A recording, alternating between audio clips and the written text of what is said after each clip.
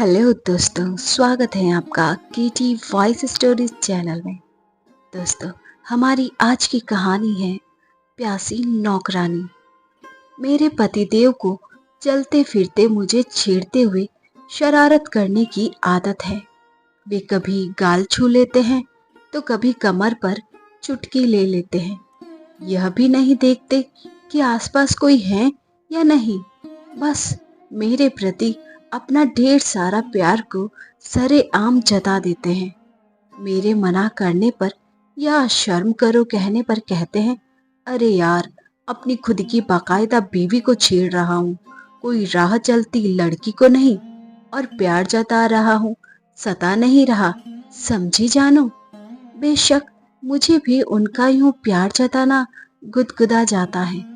कभी चुपके से मैं भी इनकी पप्पी ले लेती हूँ। हम मियाँ बीवी जो हैं, पर एक दो बार मैंने नोटिस किया है कि मेरी काम वाली मीता हम पति पत्नी की ये अटखेलियां दरवाजे के पीछे खड़ी रहकर छिप छिप कर देखती हैं। पहले तो मुझे लगा कि यह मेरा भ्रम है, पर अब तो मीता ऐसी हरकतें बार बार करने लगी थी। वैसे मीता बहुत अच्छी हैं, स्वभाव भी मिलनसार और काम भी परफेक्ट है। कभी शिकायत का मौका नहीं देती। जब वह कुंवारी थी तभी से हमारे घर में काम कर रही है। अभी 1 साल पहले ही उसकी शादी हुई थी। ससुराल यही पास ही में है, तो शादी के बाद भी मीता ने काम नहीं छोड़ा। वह हमारे परिवार से घुल मिल गई है। दरअसल कुंवारी लड़कियों को ऐसी हरकतें देखने की उत्सुकता रहती है, पर मीता की तो अब शादी हो गई है। उसका पति भी उसे प्यार करता होगा, शारीरिक सुख देता होगा, फिर हमें प्यार जताते देखने की इतनी ललक क्यों है? मैंने अपने पति अभी को इस बारे में बताया भी, पर उन्होंने बात को मजाक में टाल दिया। पर मैं अब सतर्क हो गई थी। जब मीता काम करने आती थी तब मैं अपने पति से दूरी बनाने की कोशिश करती थी। यूं ही साल भर बीत गया। एक दिन बिना बताए मीता काम पर नहीं आई। आज तक ऐसा कभी नहीं हुआ, क्योंकि जब छुट्टी लेनी होती है तब वह बता कर जाती हैं या फोन कर देती हैं। हमने सोचा कि आ गया होगा कोई काम, पर जब वह दूसरे दिन भी नहीं आई तो मैंने उसके पति को फोन लगाया, पर कोई रिप्लाई नहीं मिला। मैंने अभी से कहा, चलिए ना मीता के घर, मुझे फिक्र हो रही है, जरूर कुछ हुआ है, वरना मीता यूं बिना बताए कभी छुट्टी नहीं लेती। इनको ज्यादा फिक्र नहीं थी तो बोले, अरे नीलू, कोई दूसरी काम वाली रख लो ना यार, कहाँ दूसरों के झमेलों में पड़ती हो। मुझे ऑफिस के लिए देर हो रही है, मैं चलता हूँ। पर मेरे मन को चैन नहीं था, तो इनके ऑफिस जाते ही मैं एक्टिवा लेकर निकल गई। एक बार भारी बारिश थी तो हम मीता को गाड़ी में छोड़ने गए थे। पास वाली बस्ती में ही रहती हैं, इसलिए घर देखा हुआ था। मैंने एक्टिवा गली के नाके पर पार्क की और छोटी सी पगडंडी पर चलते हुए उसके घर पहुंची। देखा तो मीता की सास आंगन में बैठी लहसुन छील रही थी। मैंने पूछा, मौसी, मीता कहाँ है? 2 दिन से काम पर नहीं आई। यह सुनते ही मौसी तुनक कर खड़ी हो गई और दहाड़ते हुए बोली, नाम मत लो उस उल्टा का, हमारी इज्जत पर पानी फेर दिया उस करमजली ने। मैंने हकीकत जाननी चाहिए, पर वह तो मीता को गालियां देती हुई मेरे मुंह पर दरवाजा बंद करके घर के भीतर चली गई। पड़ोस के घर में खड़ी एक लड़की चुपके से मुझे देख रही थी। मैं उसके पास गई तो वह भी दरवाजा बंद करने लगी, पर मैंने धक्का देकर दरवाजा खोल दिया और पूछा, अगर तुम्हें पता हो तो सिर्फ इतना बता दो कि मीता कहाँ है? सरकारी अस्पताल में, कहकर वह लड़की दरवाजा बंद करके चली गई। मैंने एक्टिवा ली और सरकारी अस्पताल आ गई। कितनी देर इधर उधर भटकते हुए मुश्किल से मीता को ढूंढा।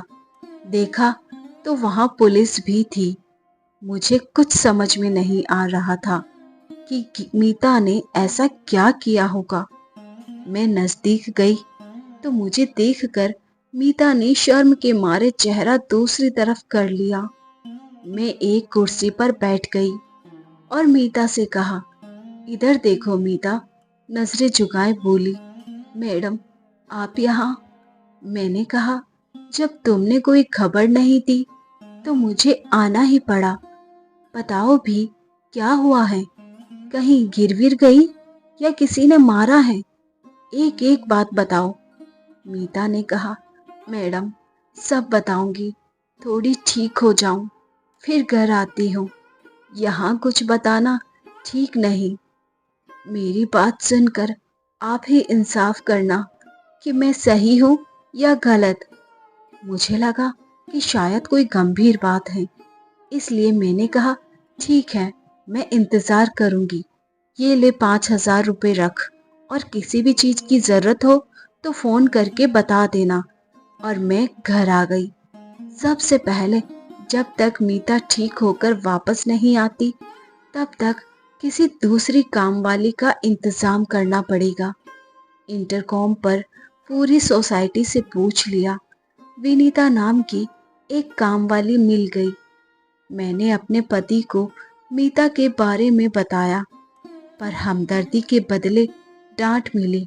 यार अब नई काम वाली मिल गई ना, छोड़ो कि मीता की लाइफ में क्या हुआ, वह जानने की तुम्हें क्या जरूरत है। फिर भी मेरे मन में मीता के प्रति अपनापन था। सालों से वह हमारी जिंदगी का हिस्सा रही है। अगर वह किसी मुसीबत में है तो हमारा फर्ज बनता है कि उसकी मदद करना। आहिस्ता आहिस्ता 2 महीने बीत गए। एक दिन अचानक मीता का फोन आया। मैडम आप घर पर हैं क्या? मैंने कहा, हाँ घर पर ही हूँ। वह बोली, अभी आई गैस पर चाय चढ़ाकर। मैं मीता की कहानी सुनने के लिए खुद को तैयार करने लगी कि दरवाजे की घंटी बजी। मीता ही थी। मैंने पूछा, कैसी हो अब? मैडम तन के घाव तो ठीक हो गए, मन में जो पीड़ा और जलन है उसका इलाज कैसे करूं? मैंने पानी और चाय पिलाकर मीता को शांत करवाया। मैंने भी चाय पी और कहा, चल अब दोनों शांति से बात करते हैं, बता। मीता ने कहा, मैडम सबसे पहले आप बताइए कि क्या सिर्फ पेट की भूख ही तन को जलाती है? जवान खून को तन की प्यास भी लगती है कि नहीं? सेक्स के लिए शारीरिक जरूरत जितनी मर्दों को जलाती है उतनी ही औरतों को भी जलाती है कि नहीं? शादी के बाद भी इस जोश का इलाज ना हो तो औरत को क्या करना चाहिए?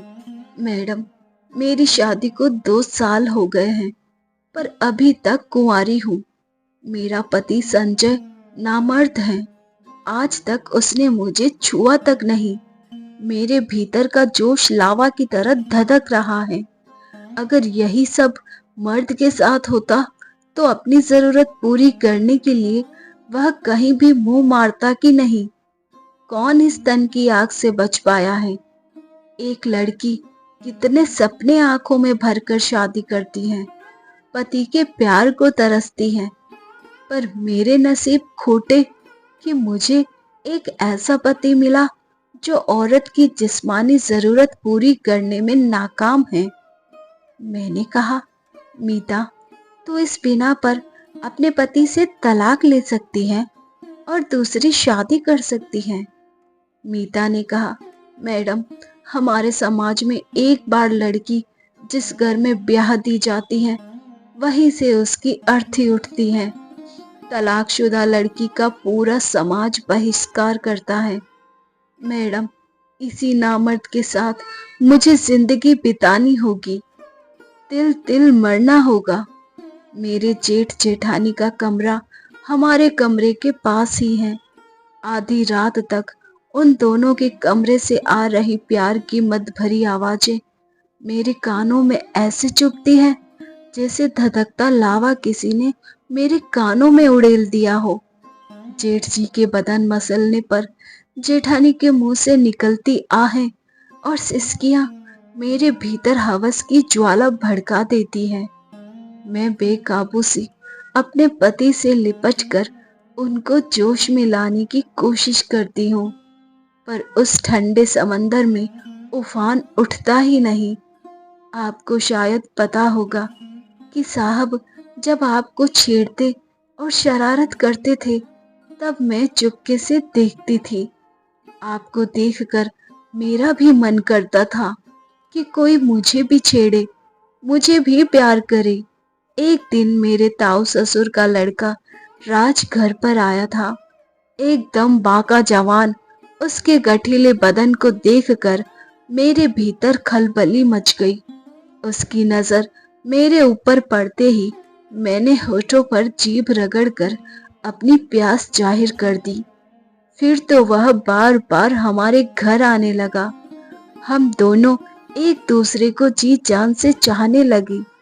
एक दिन मेरी बुआ सास की लड़की की सगाई थी, तो घर के सारे लोग पड़ोस के गांव जा रहे थे, पर मैं पेट दर्द का बहाना बनाकर घर पर ही रुक गई।